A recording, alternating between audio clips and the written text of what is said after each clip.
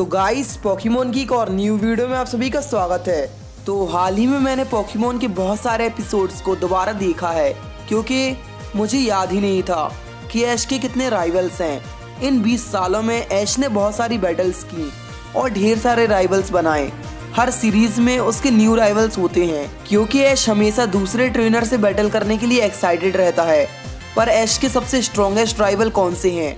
सभी में किसने उसे एक अच्छी टक्कर दी थी? तो आज की वीडियो में हम ऐश के सबसे ताकतवर टॉप 5 राइवल्स को देखेंगे। हम इस लिस्ट में ऐसे राइवल्स लेंगे जिन्होंने ऐश को हमेशा चैलेंज किया हो और कुछ ऐसे ट्रेनर्स जिनका सामना ऐश से लीग में हुआ हो और उन्होंने ऐश को बहुत बड़ी टक्कर दी हो। वैसे तो मेरे दिमाग में ऐसे बहुत सारे ट्रेनर्स हैं पर हम सिर्फ 5 लेंगे।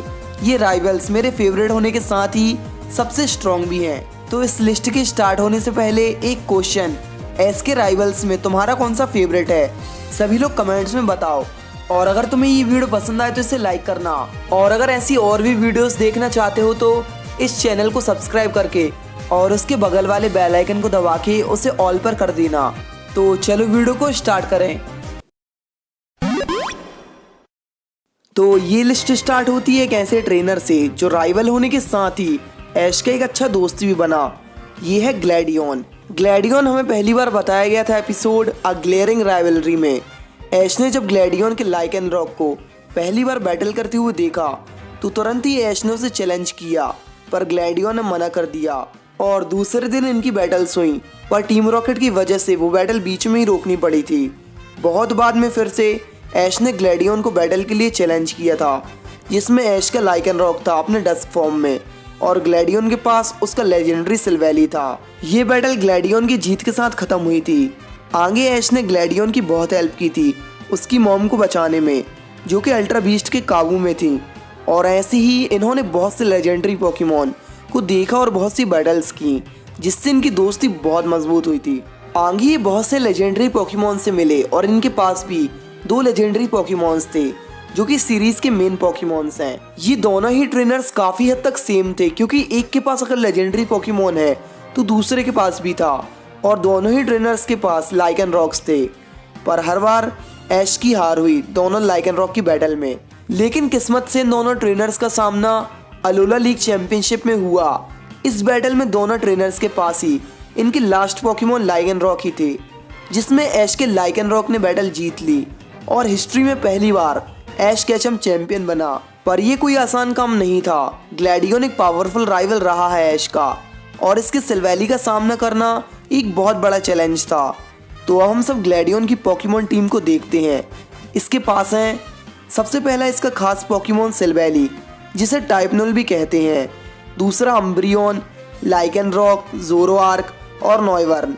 और थोड़े टाइम के लिए इसके पास एक लेजेंडरी पोकेमोन लुनाला भी था। एनीवेज इसके सभी पोकेमोन्स बहुत पावरफुल है और सबसे मेन पोकेमोन मेरे हिसाब से सिल्वेली और लाइकेनरॉक ही है। और ज़ोरोआर्क भी कमाल का था क्योंकि इन्होंने ऐश के लिए बहुत बड़ा चैलेंज क्रिएट किया था और इनको हराना ऐश के लिए एक बहुत बड़ी मुसीबत थी। बिना कोई शक के ग्लैडियन सन एंड मून सीरीज का सबसे बेस्ट राइवल है। तो नंबर 4 पर जो राइवल है वो ग्लैडियन से भी ज्यादा फेमस है और इसकी राइवलरी पहले एपिसोड से ही शुरू हो गई थी। ये कोई और नहीं बल्कि हमारा मिस्टर गैरियोक है। स्नो रीजन में जाने से पहले और इसके पोकेमोन रिसर्चर बनने से पहले गैरियोक एक कमाल का पोकेमोन ट्रेनर था और ऐश के साथ इसकी राइवलरी बचपन से ही थी। ये दोनों सबसे पहले राइवल्स हैं और कौन नहीं जानता इसे। ऐश और गैरी का मुकाबला बहुत लंबे समय तक चला था, पर फिर भी ये दोनों एक दूसरे से ज़्यादा नहीं लड़े। जितना हम सब ने सोचा था उतनी बैटल्स नहीं हुई हैं। और इनके बीच की पहली बैटल सीजन 2 के एंड में हुई थी, जिसमें ऐश का पिकाचू 1-on-1 बैटल में हार गया था गैरी के ईवी से। और हम सभी ने हमेशा देखा है कि ऐश हमेशा से ही गैरी की बराबरी करना चाहता था क्योंकि गैरी एक कमाल का ट्रेनर था और ऐश कैचम से हमेशा एक कदम आगे था। मेरा मतलब है कि यार तुम इसके बैच केस को देख सकते हो। सोचो, इसने पूरे 10 मैचेस को जीत लिया, वो भी सिर्फ शो ऑफ करने के लिए और ये दिखाने के लिए कि ये कितना बेस्ट है। थोड़े समय बाद ऐश और गैरी का मुकाबला जोटो लीग के फाइनल्स में एक दूसरे से हुआ था। ये फाइट पोकेमोन हिस्ट्री की सबसे बेस्ट फाइट्स में से एक है और ये फाइट हम कभी नहीं भूलेंगे। इसमें ऐश का लास्ट पोकेमॉन उसका चार्जार्ड था और गैरी के पास उसका पावरफुल ब्लास्टॉयज था। आखिर में ऐश ने किसी तरह से फाइनल बैटल जीत ली थी, जबकि उसके पास में साफ साफ टाइप का डिसएडवांटेज था गैरी के ब्लास्टॉयज के खिलाफ में। उस बैटल के बाद गैरी ने डिसाइड किया वो उसका आखिरी दिन होगा उसके पोकेमॉन ट्रेनर होने का और अब से वो पोकेमॉन रिसर्चर बनेगा। हालांकि इसका ये मतलब नहीं था कि इन दोनों के बीच की लास्ट बैटल है। ऐश ने स्नो रीजन जाने से पहले गैरी को एक बार फिर से चैलेंज किया था 1-on-1 बैटल के लिए, पर ऐश के पिकाचू का सामना था गैरी के इलेक्ट्रावायर से, जिसमें पिकाचू बैटल हार गया था। ऐश ने ही जीता, इसमें कोई नई बात नहीं थी। ऐश और गैरी के मुकाबले में सबसे ज़्यादा बार ऐश की हार हुई है, पर सबसे इम्पोर्टेंट मैच में जो सबसे इम्पोर्टेंट बैटल थी वो अचानक से ऐश केचम जीत गया। इससे कहते हैं किस्मत और स्किल्स। पर गैरी के बारे में सबसे इम्प्रेसिव बात है कि इसके पास बहुत ज़्यादा पोकेमॉन्स हैं किसी से भी निपटने के लिए। इसका मतलब होता है कि इसकी टीम ऑलराउंडेड है, आज तक देखी हुई सबसे बेहतर टीम, क्योंकि इसमें हर टाइप के पोकेमॉन्स हैं। गैरी की मेन टीम जिसके बारे में हम सब जानते हैं, इसमें हैं ब्लास्टॉयस, अम्ब्रियन, इलेक्ट्रोवायर, क्रैबी, नीडोकिंग, आर्कनाइन, डोडोरियो, नीडोक्वीन, मैग्मा, सीजर और गोलेम। और कुछ पोकेमॉन्स जो हमें बैटल्स में नहीं दिखे वो हैं पिंसर, हॉन्डूम, फेरो, एलकाज़म, स्कारमरी और किंगड्रा। ये टीम किसी से भी निपट सकती है। सभी पोकेमॉन्स फुली इवॉल्व हैं और अपने टाइप में बेस्ट हैं। सोचो गैरी के पास इतने सारे पोकेमॉन्स हैं। मैं तो एकदम सरप्राइज था ये सुनकर कि अब वो पोकेमॉन ट्रेनर नहीं बनना चाहता। इसके पास बहुत ज़्यादा पोटेंशियल थी और इसमें कोई शक नहीं है कि ये सबसे ग्रेटेस्ट ट्रेनर में से एक है। अब नंबर 3 में जो राइवल है वो जहाँ तक गैरी के बाद सबसे बड़ा राइवल है और इसकी दुश्मनी हमने ऐश के साथ देखी है।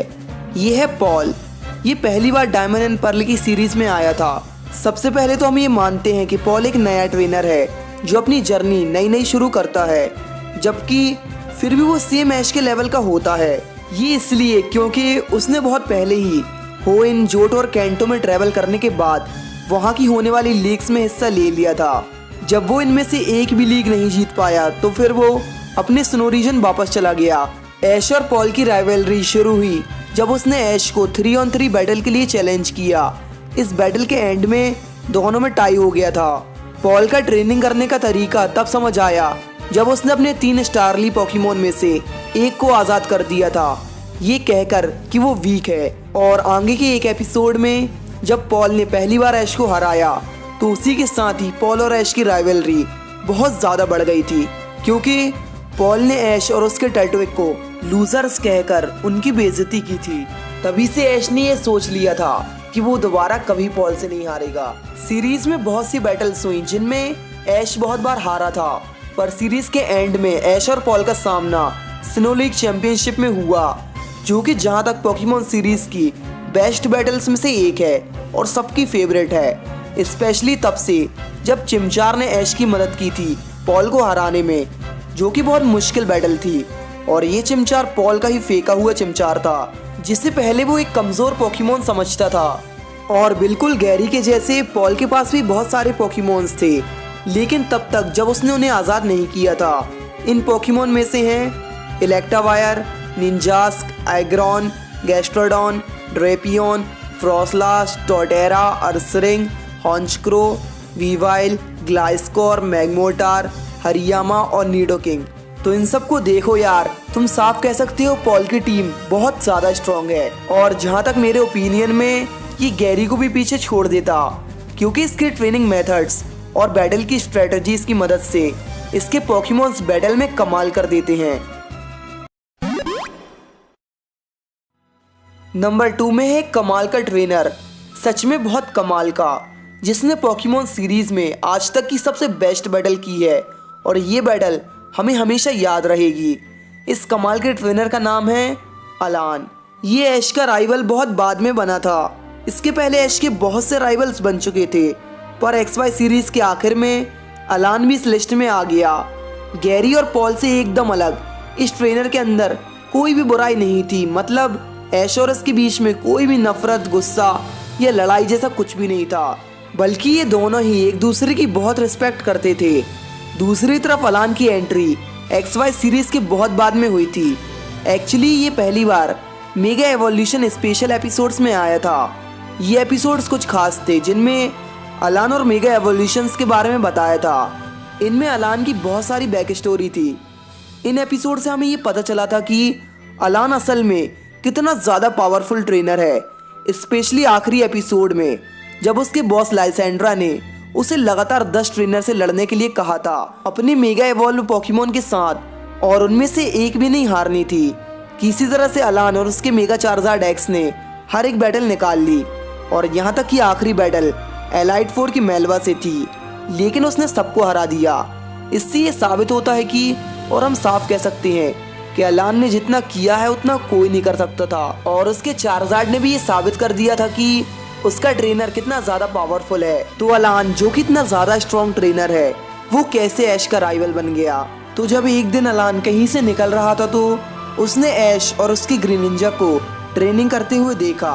तभी अलान ने नोटिस किया ऐश का ग्रीनिंजा कुछ अलग है, इसके पास कुछ यूनिक ट्रांसफॉर्मेशंस हैं। इसलिए अलान ने ऐश के ग्रीनिंजा को चैलेंज किया अपने चार्जार्ड से बैटल के लिए, जिसमें अलान जीत गया। इन्हीं बीच सीरीज में अलान ने ऐश को और बैटल्स के लिए चैलेंज किया। उसके मेल्टैंग ने ऐश के नॉयवर्न को हराया और चार्जार्ड ने ग्रीनिंजा को, पर हर बैटल के बाद ग्रीनिंजा थोड़ा सा और पावरफुल होता गया।